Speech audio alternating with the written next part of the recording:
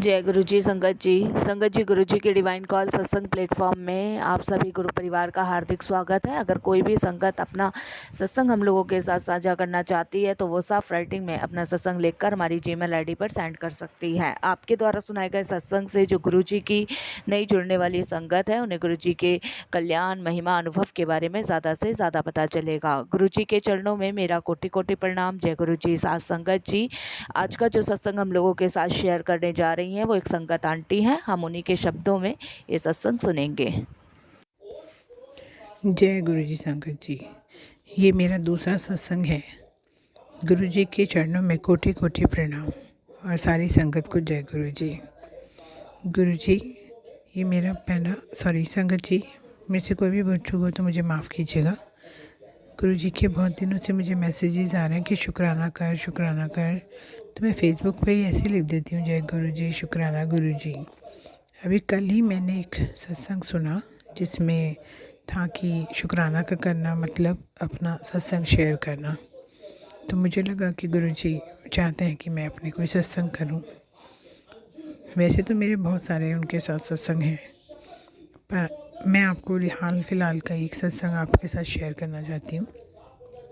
ये सत्संग मेरी मदर के साथ में है, जिनका अभी रिसेंटली उनका डेथ हो गया था 23 दिसंबर को। वो किडनी पेशेंट रही हैं, डायलिसिस पेशेंट रही हैं पिछले 6.5 साल से। उनका इलाज एक प्राइवेट अच्छे रेप्यूटेड हॉस्पिटल में चल रहा था। डॉक्टर साहब सब बहुत अच्छे थे, बहुत कोऑपरेटिव थे, हमारे बहुत अच्छे उनके साथ रिलेशन थे, तो कभी हमें उनके इलाज में कभी कहीं कोई प्रॉब्लम नहीं आई। अब से 4-5 महीने, तकरीबन 4 महीने पहले उनको चेस्ट में बहुत तेज़ पेन उठा और उनके स्टमक में भी पेन, बहुत सारी प्रॉब्लम्स उनको एक साथ उठी, तो हम उनको इमरजेंसी में एडमिट कराया। उससे वो ये इंसिडेंट होने के 2-3 दिन पहले मुझे गुरुजी ने सपने में दिखाया था कि उनकी डेड बॉडी दिखाई थी। तो जब डेड बॉडी दिखाई थी सपने में, तो मैंने, सब लोग रो रहे थे, रिश्तेदारों को खबर करी थी, तो मैंने जाके उनको जल प्रसाद पिलाया। और जल प्रसाद पिलाने के बाद, ये सब सपने में हुआ, जल प्रसाद पिलाने के बाद वो वापस जीवित हो गई। तो ये मिराकल देख के जितने भी रिश्तेदार थे, जो सपने में मैं ये सब देख रही थी, तो जितने भी रिश्तेदार थे वो सब हैरान हो गए।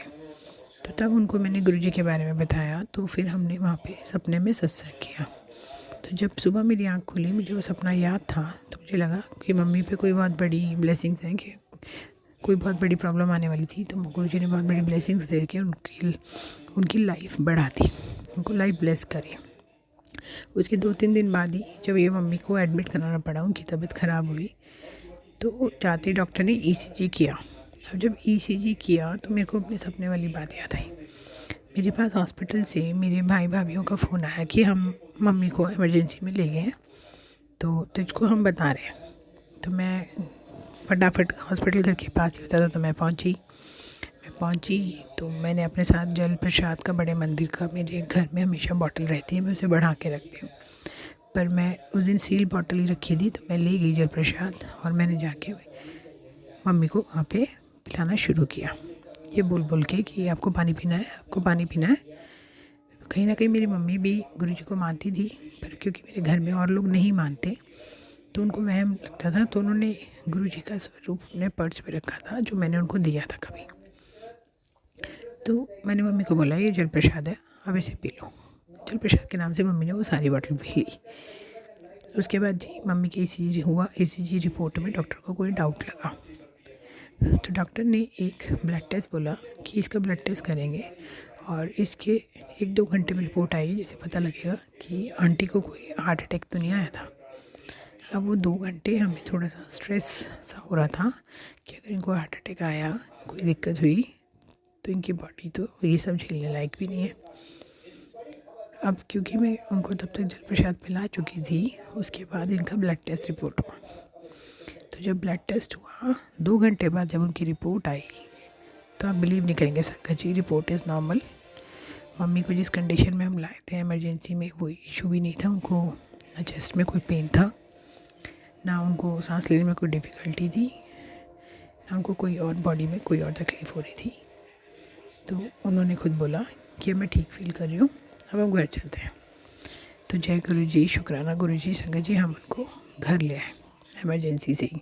हमें उन्हें एडमिट नहीं कराना पड़ा। फिर कहीं ना कहीं मुझे सपने में या मुझे सबकॉन्शियस माइंड में या मुझे टेलीपैथी मुझे नहीं समझ में आती, पर मुझे ना लगता था कि गुरुजी ने उनको 4 साल की लाइफ ब्लेस करी है। तो मेरे दिमाग में एक 4 नंबर उनको लेके आता था। क्यों, कैसे, मुझे मैं पक्के तरीके से नहीं बता पाऊँगी, पर आता था। अभी मम्मी की रिसेंटली 23 को जैसे डेथ हुई, तो 18 तारीख की शाम को मम्मी की तबीयत ख़राब हुई।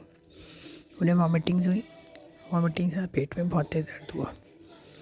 हमने सोचा नहीं था कि हम उन्हें घर से अब लेके जा रहे हैं डॉक्टर के पास, तो शायद ये वापस कभी नहीं आएंगी। हम लेके गए उन्हें डॉक्टर पे, जाते उनको इमरजेंसी में से आईसीयू में ही एडमिट कर दिया गया। आईसीयू में एडमिट होने के बाद उनका ट्रीटमेंट शुरू हुआ। उन्हें हैवी डोज पेन किलर्स पे रखा गया। नेक्स्ट डे हम उनको सुबह मिले तो थोड़ा सा बेटर था उनका पेन, पर पूरी तरीके से ठीक नहीं था। अब संगत जी, आपको तो पता है आईसीयू में मिलने के टाइमिंग्स होते हैं, तो आप सुबह शाम में मिल सकते हो उनसे 10 मिनट के लिए। तो सेकेंड डे हमने उनको, मतलब मंडे, देखिए जो जिस दिन एडमिट हुई थी सोमवार था, तो मंगलवार को हम मिले सुबह। वो थोड़ा सा बेटर फील कर रही थी। मंगलवार शाम को वो ठीक फील कर रही थी कि उनको कोई दर्द नहीं था। बुधवार को उनको थोड़ा सा होश कम था, तो हमें लगा डॉक्टर्स के हिसाब से कि ये दवाई, इनको जो ड्राउजीनेस हो रही है, इनको पेन किलर की वजह से हो रही है। बुधवार की शाम को ड्राउजीनेस बढ़ गई कि उनको बहुत बार हिलाने के बाद उनका रिस्पांस आता था, वो रिस्पांस कम कर रही थी। तो डॉक्टर को लगा ये इसका साइड इफ़ेक्ट है। डॉक्टर ने कहा हम ये वाला ड्रग विड्रॉ कर लेते हैं किडनी पेशेंट को, क्योंकि हाई डोज का इनको पेन किलर चल रहा है। फिर थर्सडे वो और अनकॉन्शियस होती चली गई। सुबह शाम दोनों टाइम हम मिले, वो कॉन्शियस नहीं थी। अब वो क्योंकि डायलिसिस पेशेंट थी, उनके सारे रिपोर्ट्स नॉर्मल। अब मैं गुरुजी से प्रे करूँ कि गुरुजी क्या उनके लिए बेस्ट है वो करो, उनको ठीक करो, उनको ठीक करो। फ्राइडे को इनको बीपी डाउन होता जा रहा, कार्डियक अरेस्ट आ गया कि बीपी ड्रॉप होने की वजह से। कार्डियक अरेस्ट आने से 10 मिनट्स का था, सीपीआर दिया गया, पर शायद तब तक उनका ब्रेन डैमेज हो गया था और 10 मिनट तक उनके ब्रेन तक ना ऑक्सीजन पहुंची, ना उन तक ब्लड सर्कुलेशन पहुंचा, एंड उसके बाद ग्राफ डाउन होता चला गया। रात को 11 बजे डॉक्टर ने हमें बोला फ्राइडे को कि हमें इन्हें वेंटिलेटर पर डालना पड़ेगा। अब वेंटिलेटर पे डालने का मतलब तो बंदे के हाथ पैर फूल ही जाते हैं, आप समझ ही सकते हैं। फिर भी मेरे को बहुत दिनों से गुरुजी के मैसेज आते थे कि मैं तेरे को सब्र बख्श रहा हूँ, सब्र बख्श रहा हूँ। मुझे नहीं पता था सब्र किस चीज़ का बख्श रहे हैं। मुझे लगता था रूटीन में आए दिन परेशानियाँ तो सबके साथ होती रहती, शायद उनको झेलने की हिम्मत होती, पर ये तो सोचा ही नहीं था कि माँ के जाने के पहले ही सब्र बख्श रहे हैं। हिम्मत बहुत रखी, मन छोटा भी हो रहा था, लेकिन शायद गुरुजी ने सब्र इतना बख्शा कि सब चीज़ों को हैंडल कर पाए। अब एक बार में आईसीयू में 2 बंदे जा सकते हैं। अब मैं घर से निकली, मेरे को रात को ये दिमाग में मन में था कि मेरे को गुरुजी का जल प्रसाद आईसीयू तक लेके जाना है, गुरुजी का स्वरूप आईसीयू तक लेके जाना है। अब मैं गुरुजी को बोलूँ गुरुजी मैं कैसे लेके जाऊँ, वो अंदर तो जाना अलाउड ही नहीं करते, वो ले जाना नहीं अलाउड करते। तो मेरे दिमाग में गुरुजी ने थॉट डाला कि पूरी बॉटल ना सही पर एक छोटी सी डिब्बी में थोड़ा सा जल प्रसाद में डाल के ले गई, और साथ में लॉकेट स्वरूप में गुरुजी का पॉकेट में डाल के ले गई। जब मैं घर से निकली तो मैंने अपने भाई को फ़ोन किया कि मैं आ रही हूँ और तुम दोनों में से कोई एक जाना, एक मेरे को मिलना है। तो मेरे को भाई ने बोला कि नहीं, 2 जने तो ऑलरेडी हो आए अंदर। फिर भी मैं गई, मेरे को लगा मेरा तो कोई चांस ही नहीं है, अब तो मेरे को शाम को ही मिलना होगा। तो मैं चली गई हॉस्पिटल। वहाँ जाके पूछा तो हालात ख़राब ही थे। डॉक्टर्स ने तो जवाब दे ही रखा था कि कभी भी कुछ भी खबर आ सकती है। मैंने भाई को बोला मैं एक बार देखती ट्राई करके, मेरे को अगर जाने देते तो। आप बिलीव नहीं करेंगे, मैं गुरुजी को प्रार्थना करके गई थी संगत जी। जब मैं आईसीयू में गई तो मैंने उनको बोला कि मुझे मेरी मम्मी का नाम बता कि मुझे इनसे मिलना है। वहाँ ऑलरेडी 2 जने मिल के जा चुके थे, तो उसको बाहर जो सिक्योरिटी गार्ड था उसको लगा एक ही बंदा मिलने गया। वो किस सल्यूशन में थे मुझे नहीं पता, बस मुझे कुछ बिना कुछ चेकिंग करे, बिना कुछ करे उसने मुझे अंदर जाने दिया। और मैंने मन में शुक्राना किया गुरुजी को कि गुरुजी आपकी महिमा अपरंपार है, आप चाहते हैं कि मैं अंदर तक पहुँचूँ। 2 बंदे जाने के बावजूद भी उसको दोनों के नाम नहीं दिखे लिस्ट में, और उसने मुझे जाने दिया सिक्योरिटी गार्ड ने अंदर। तो मैं अंदर गई, मेरे पॉकेट से मैं एक हाथ से ढक्कन खोला, जल प्रसाद लिया। मम्मी की हालत को देख के पिला तो सकते नहीं थे क्योंकि वो वेंटिलेटर पे थे। मैं उनके सिर पे लगाया, उनके फेस पे लगाया, उनके हाथ पे लगाया, वो हाथ गीला करके।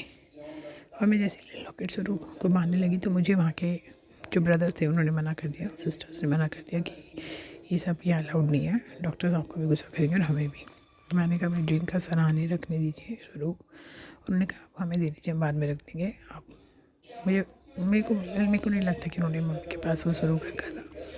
फिर शायद वो स्वरूप आईसीयू में पहुंचना था और पता नहीं गुरुजी ने किसी और भी पेशेंट का कल्याण करना होगा। यही गुरुजी से अरदास की थी कि जो उनके लिए बेस्ट हो वही करना, पर इनको तकलीफ़ मत देना। बस यही होता। शाम को 4 बजे दोबारा उनको कार्डियक अरेस्ट आया। रात को 11 बजे उन्होंने हमें बुला लिया डॉक्टर्स ने कि आपके पास आधा घंटा ज़्यादा से ज़्यादा। और देखते देखते ही बस हम लोग सारे पहुँचे हॉस्पिटल और डॉक्टर ने कह दिया कि देख लो, जिस चीज़ को भी मिलना है मिल लो। तो देखते देखते वो आधा घंटा निकालना मुश्किल था। अचानक मेरे दिमाग में आया कि इनके हाथ से गौदान के पैसे हाथ लगा लेते हैं। तो मैं गौदान के पैसे हाथ लगाने जैसे गई तो बस उतनी देर के लिए शायद उनकी सांसें बची थी और वो पूरी हो गई। अगले दिन जब रात को मॉर्चरी में रखना पड़ा, अगले दिन जब सुबह मम्मी को घर ले आए, सब रिश्तेदार इकट्ठे हो गए। जब उनको लेके गए तो मुझे एक सिग्नल मिल गया था कि जब मम्मी को लेके जा रहे तो मेन गेट के बाहर गायें थी, जिस पे लाल चुन्नी उस गाय को पहनी थी। मुझे नहीं पता वो गाय कहाँ से आई थी, पर शायद वो गुरुजी खुद आए थे मम्मी को अपने साथ लेने, कि उन्हें मोक्ष मिल गया। इस गुरुजी ने उन्हें अपने चरणों से लगा लिया। कोटि कोटि शुक्राना है गुरुजी आपका, आपने उन्हें मोक्ष दे दिया।